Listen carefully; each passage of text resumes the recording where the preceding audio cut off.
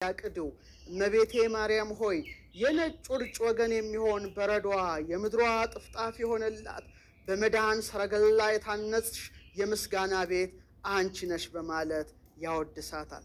በመሆኑም ቤተ ስብሐት ሆና የአምላክ እናት በምሳሌነት በመጽሐፈ ሄኖክ ላይ ተጠቅሳለችና ክቡራን ምእመናን ይህን ምሳሌነት በአግባቡ በመረዳት በማወቅ የቅድስት ድንግል ማርያም ፍቅሯ ጣዕመ ፍቅሯ እንዲበዛላችሁ እመኛለሁ።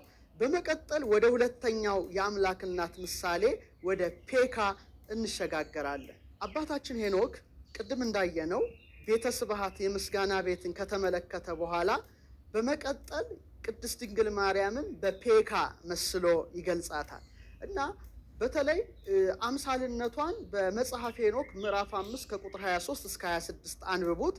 ስክሪኑ ላይ ማንበብም ትችላላችሁ።